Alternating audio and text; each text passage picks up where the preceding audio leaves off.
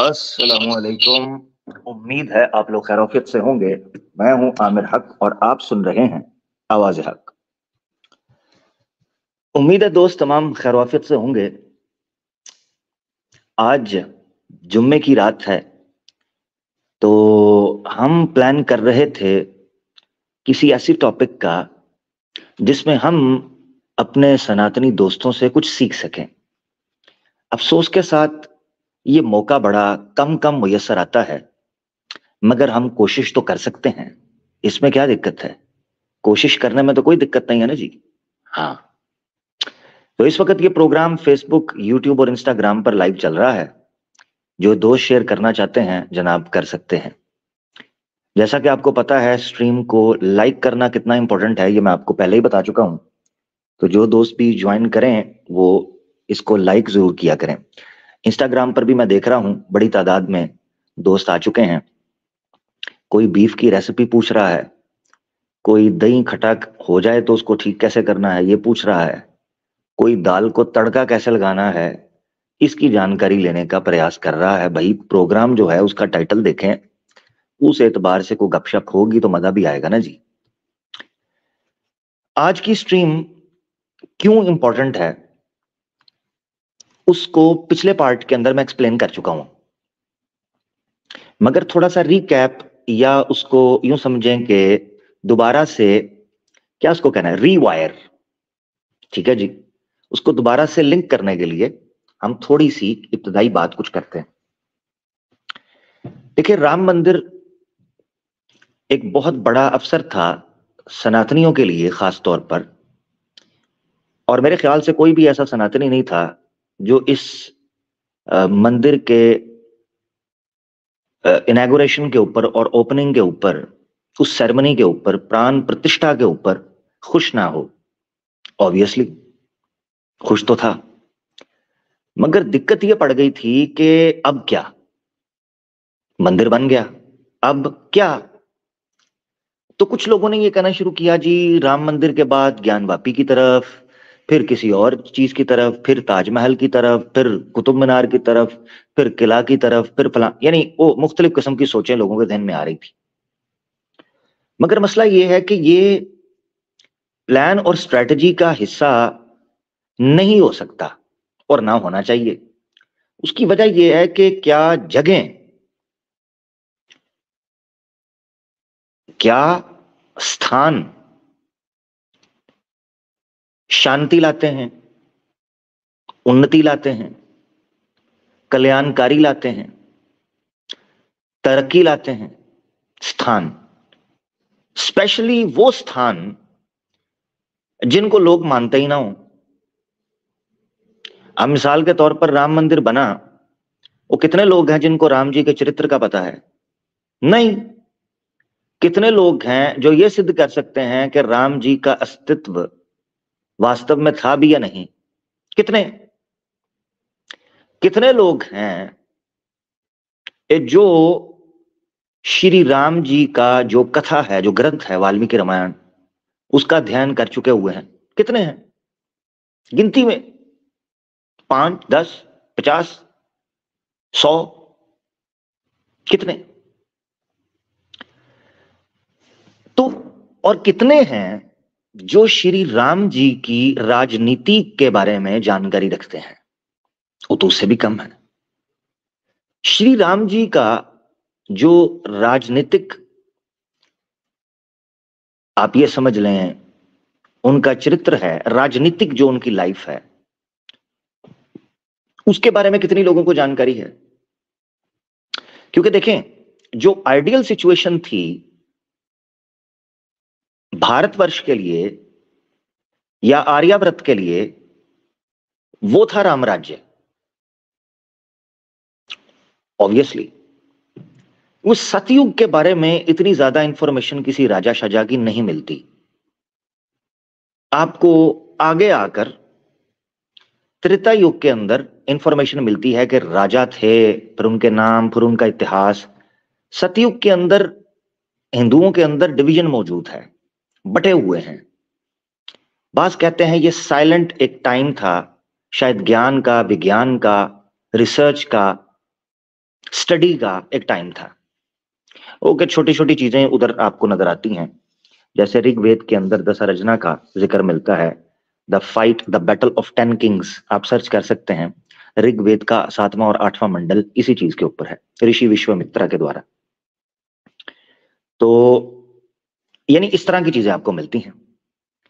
अब हिंदुओं के सामने, सनातनियों के सामने एक ही ऑप्शन थी, जिसको मैं पिछली बार भी एक्सप्लेन कर चुका हूं, इन शॉर्ट रख रहा हूं। लिंक अभी थोड़ी देर में मैं पब्लिक करूंगा सनातनियों के लिए। उनके पास एक ऑप्शन थी कि अगर धर्म के नाम पर सनातनियों को इकट्ठा करना है तो वो केवल एक व्यक्ति है, एक पुरुष है जिसके नाम के ऊपर इकट्ठा किया जा सकता है, वो है श्री राम उर्फ राम लल्ला जी। इनकी बेस पर इकट्ठा किया जा सकता है। अब मसला यह पड़ रहा था कि श्री राम जी की उपासना, प्रार्थना और पूजा आखिर क्यों? उसके लिए कथा का मानना जरूरी था। अब कथा में कुछ कठिनाइयां थीं, कुछ घटनाएं थीं जिनके ऊपर लोगों को कुछ संदेह था, उनकी कुछ आपत्तियां थीं। अब ये वो मसला है जहां से इनको समझ नहीं आ रहा था कि जिस पुरुष को हम लेकर आए हैं सनातनियों को इकट्ठा करने के लिए, वो इकट्ठा किस बेस पर करेंगे। ये पॉइंट समझना है आपने। देखें, जब किसी संख्या का एक संगठन करना होता है, गठबंदी करनी होती है, तो आपको एक point of unity, central point चाहिए। उस सेंट्रल पॉइंट का इतना स्ट्रांग और एविडेंट होना, इतना कंक्रीट होना जरूरी है कि तमाम व्यक्ति जो उस आइडियोलॉजी के साथ जुड़ रहे हैं उनकी बेस स्ट्रांग हो, इतनी सफिशिएंट इंफॉर्मेशन हो कि आप ये जान सकें कि जिस व्यक्ति के ऊपर हम इकट्ठे हो रहे हैं उसने जीवन को किस दृष्टिकोण से देखा है, समाज को किस प्रकार उसने उसका पालन किया है, वहां पर नियम व्यवस्था कायम की किस तरह, ये चीज सारी जानकारी चाहिए थी। अनफॉर्चुनेटली ये जानकारी मिलती नहीं है। ये वो जगह है, ये वो जड़ है जहां से श्री राम जी पर जो विश्वास और श्री राम जी की जो स्तुति है वो घटती जाती है। अब हुआ कुछ यूं कि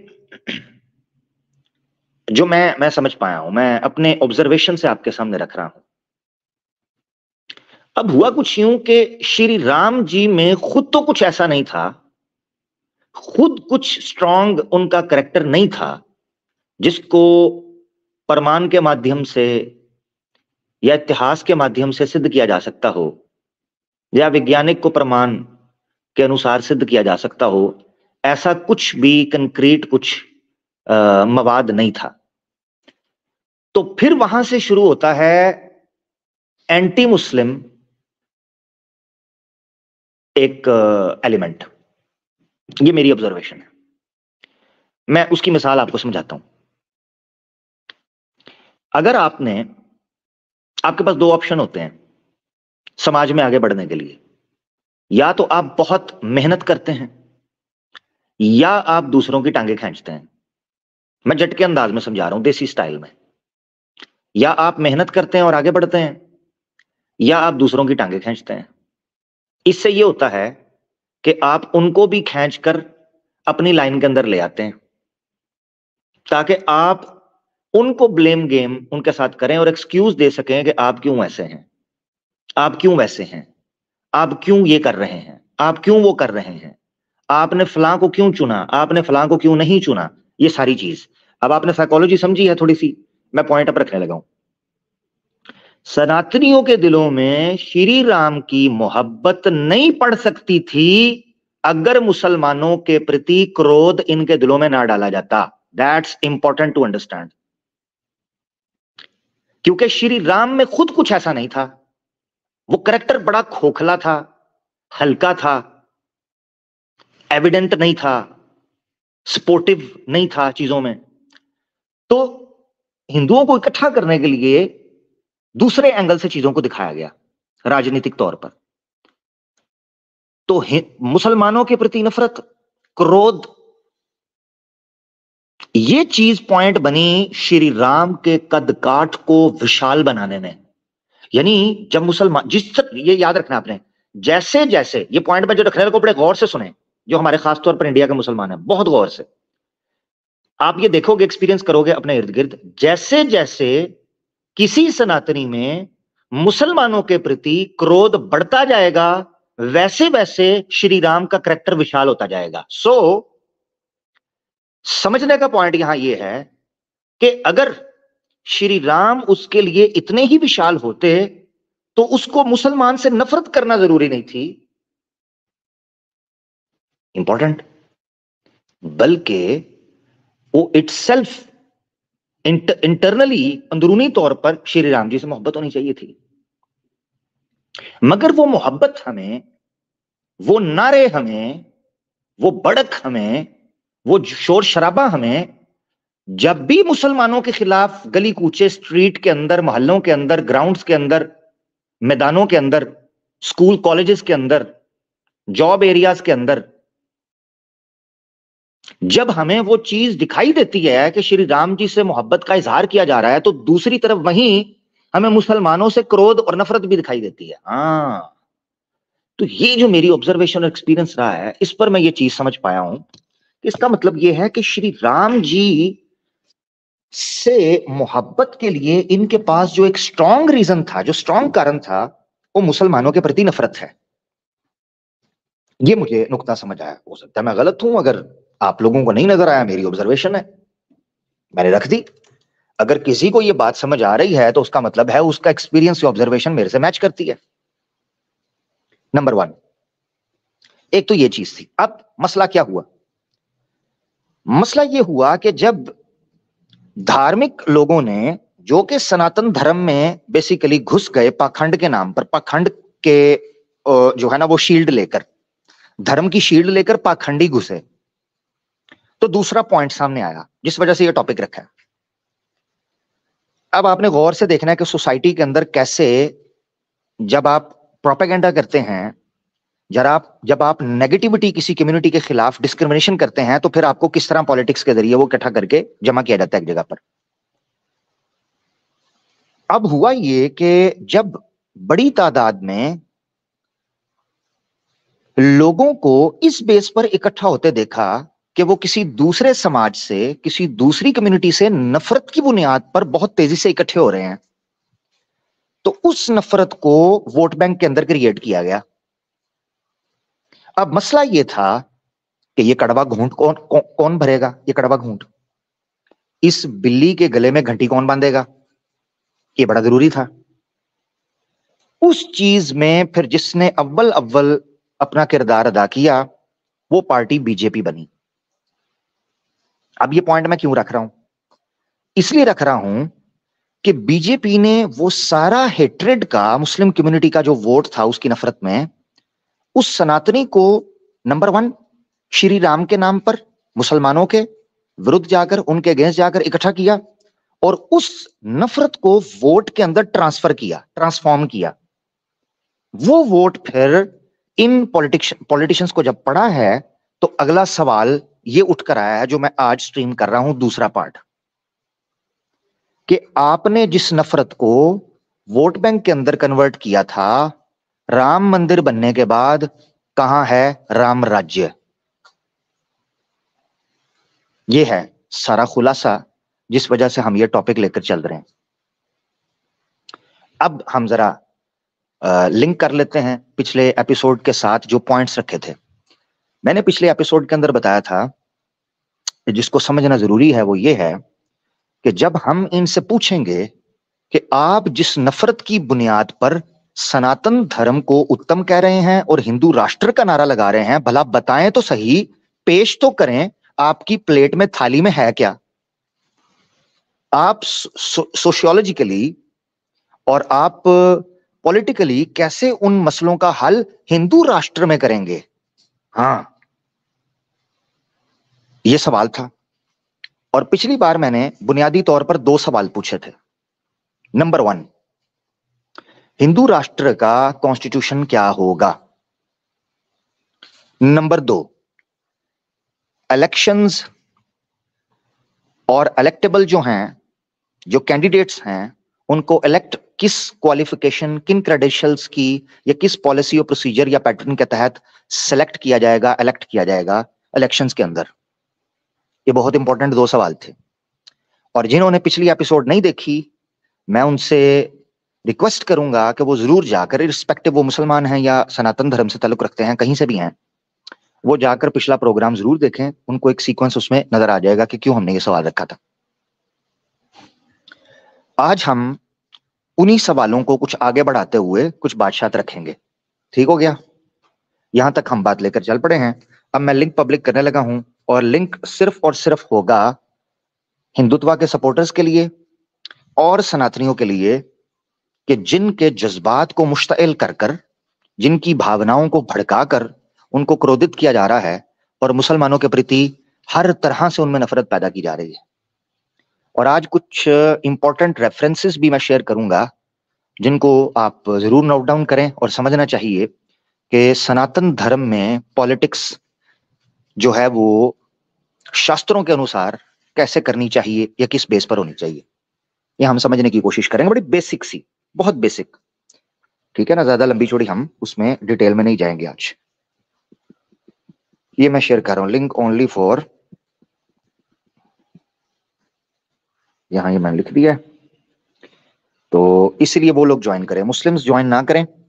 आपको पता है क्वेश्चन आंसर सेशन में आपसे मुलाकात हो गई हुई है वेडनेसडे को, फिर कल भी इस्लामिक वेकनिंग पर आप लोगों से मुलाकात हुई है, जैसे जैसे मौका मिलेगा। इसलिए आपको पता है, मैं हमेशा जब क्वेश्चन आंसर सेशन में मुस्लिम कॉलर्स ओपन करता हूं तो मैं ये उनको कहता हूं कि वो लोग आए जो नए हैं, जो पहले नहीं आए। तो इसलिए आप कम से कम इस चीज का ख्याल रखना कि जब मैं इस चीज का ख्याल रख रहा हूं कि नए लोग आए, पुराने ना आए, तो ऑब्वियसली आप लोग भी बार बार ना आए, ताकि सनातनियों को आने दिया जाए। आर्य समाज की अंतिम नमाज की एक एपिसोड है, जिसके अंदर मैंने स्वामी दयानंद सरस्वती की पॉलिटिक्स को डिस्कस किया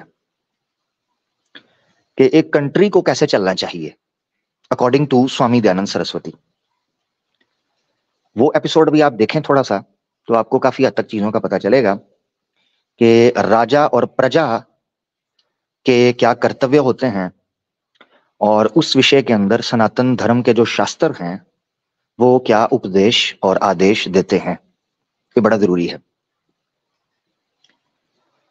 जनाब जल्दी से ज्वाइन करें, कुछ सवालात है मेरे, मैंने पूछना है, ताकि हमें पता चले कि जो राष्ट्र का नारा आप लगा रहे हैं उसमें हमें मिलना क्या है।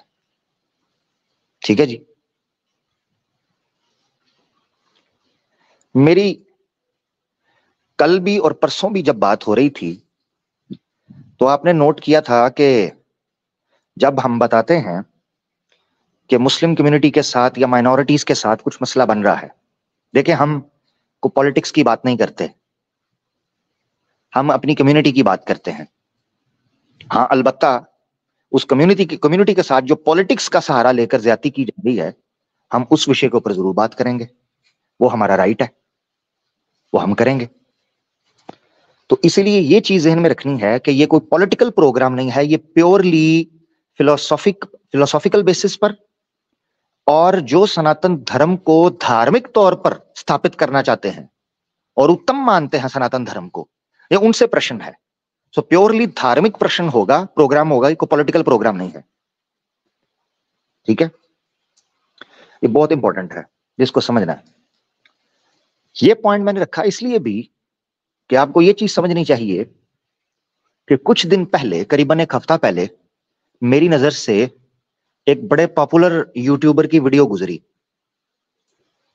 अब वो बंदा तो जारी बात है ना उनका है ना हमारा है, ऑब्वियसली वो तो न्यूट्रल बंदा है।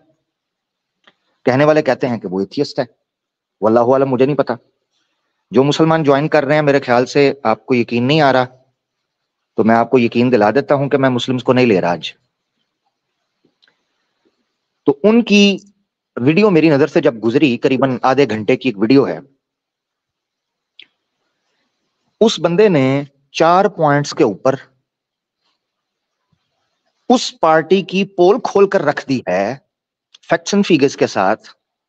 ये जो पार्टी, बिल्कुल ये सारा सिनेरियो जो मैंने आपके सामने रखा है ना, कि कैसे एक कम्युनिटी के खिलाफ इकट्ठा किया जाता है, नफरत का बाजार गर्म किया जाता है, ठीक है, और उस नफरत को वोट में कन्वर्ट किया जाता है।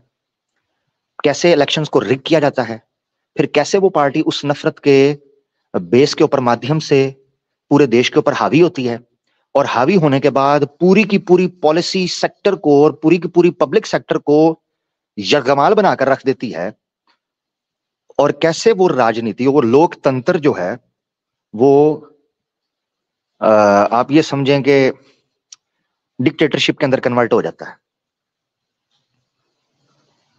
ठीक है, उन पॉइंट्स को मैं डिस्कस करना चाहूंगा जरूर, मगर इससे पहले कि मैं डिस्कस करूं, हमारे साथ आकाश भाई जुड़ चुके हैं। मुसलमान दोस्त जो हैं वो ना जुड़े। आकाश भाई मैं आपको लेता हूं, जरा रुकिएगा। मुस्लिम दोस्तों को मैं बैन कर देता हूं जिनको एक एक बार रिमूव किया है। लो जी, आकाश भाई भी निकल गए नहीं। आकाश भाई वापस आ जाएं। मुसलमान दोस्त ज्वाइन ना करें, बैन हो जाएंगे। मुसलमान दोस्त अगर कोई ज्वाइन करने की कोशिश कर रहे हैं, ज्वाइन ना करें, बैन हो जाएंगे भाई। फिर मुझे भूल जाता है, फिर महीनों महीनों मुझे नहीं पता चलना, सीधी बात है। क्योंकि मैं बार बार तो किक आउट नहीं करूंगा ना, मैंने तो एक बार अलार्म करना है, उसके बाद जनाब मैंने फिर बैन कर देना है, क्योंकि मैंने खुद तो नहीं ना थकना। ठीक हो गया जी, आप नहीं समझ रहे तो फिर दुआओं में याद रखिएगा। उन पॉइंट्स को मैं रख देता हूं। आकाश साहब निकल गए हैं, दुड़की लगा गए चप्पल छोड़ के। आकाश साहब ने कहा चलते बनो, इससे पहले का चलता कर दिया जाए। तो वो पॉइंट्स क्या हैं, उन पॉइंट्स को सुन ले। मैं रैंडमली आपके सामने रख रहा हूं, चीज रखता हूं। Number 1, elections. Number 2, opposition parties. Number 3, media. Number 4, public protesters.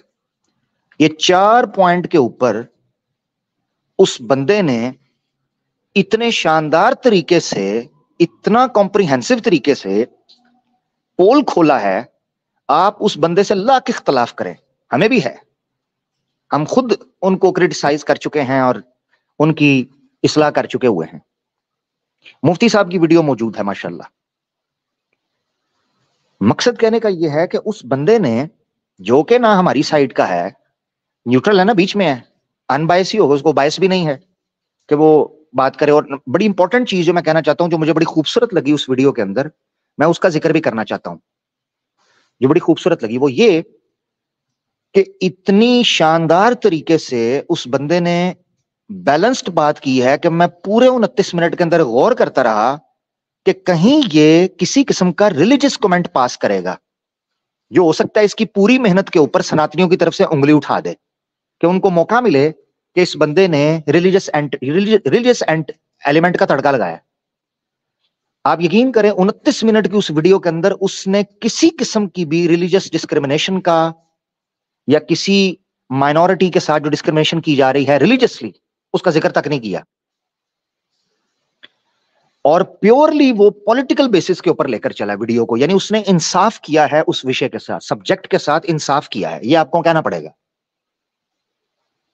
इसमें कोई शक नहीं। अब नंबर 1, इलेक्शंस, यानी बेसिकली ओवरऑल जो पिक्चर है लोकतंत्र की, डेमोक्रेसी की, उस पिक्चर को सामने रखते हुए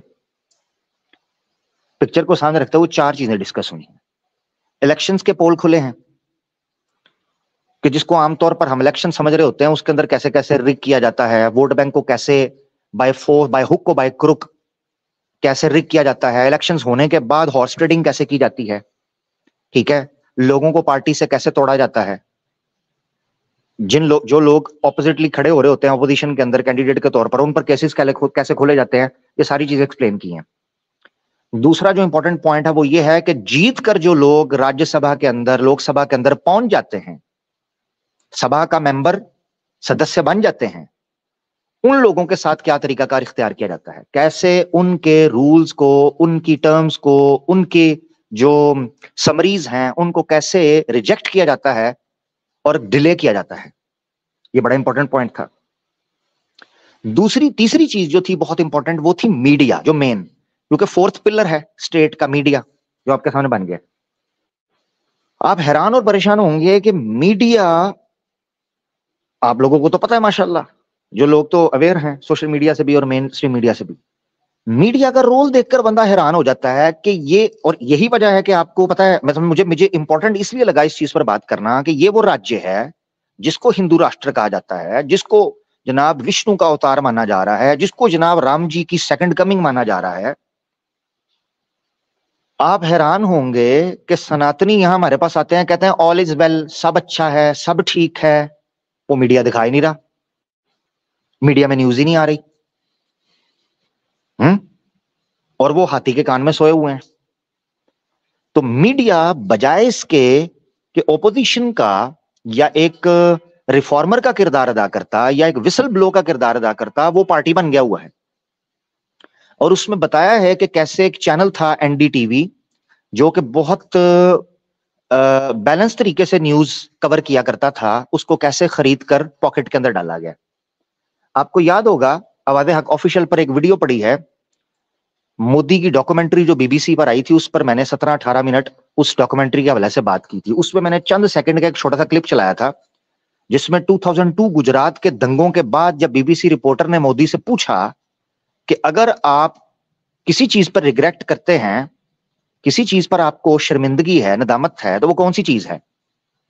तो मोदी साहब कहते हैं कि मैं मीडिया को कंट्रोल नहीं कर सका, बस मुझे ये रिग्रेट है। आप अंदाजा करें, उन्होंने ये नहीं कहा कि काश मैं ये दंगा रुकवा सकता, उन्होंने ये नहीं कहा काश इतने मासूम निर्दोष लोगों की जानें बच जाती। नहीं नहीं नहीं, उन्होंने ये नहीं कहा। उन्होंने कहा काश मैं मीडिया को सही तरह कंट्रोल करता, ये मुझे रिग्रेट है, मीडिया को।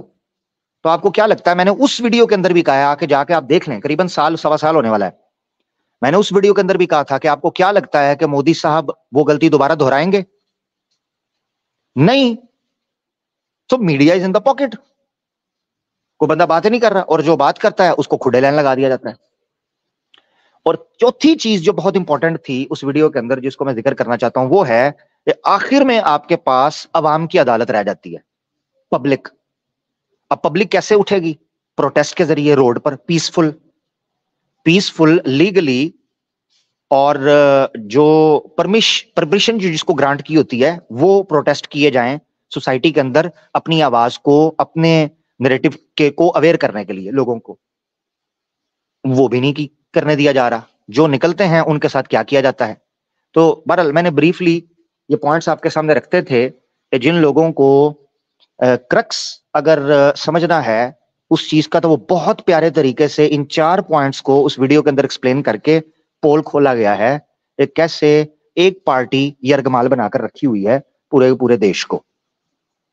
खैर बहरहाल वो एक अपना उनका टॉपिक है तो वो करते हैं, हम तो राजनीति के ऊपर बात वगैरह नहीं करते, मगर एक सोशल मीडिया के ऊपर ये इशू था जिसको मैं सामने रखना चाह रहा था।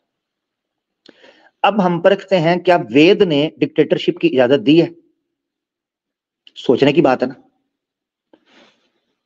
अगर हिंदू राष्ट्र हो, अगर राम राज्य हो, तो क्या किसी डिक्टेटर, और याद रखें कुछ लोग ये समझते हैं कि डिक्टेटर का मतलब होता है सिर्फ एक ही आदमी है जो रूल कर रहा है। एक आदमी कैसे रूल कर सकता है? एक आदमी करोड़ों लोगों के ऊपर रूल कैसे कर सकता है? ऑब्वियसली एक आदमी पोस्टर होता है, पीछे पूरी टीम होती है।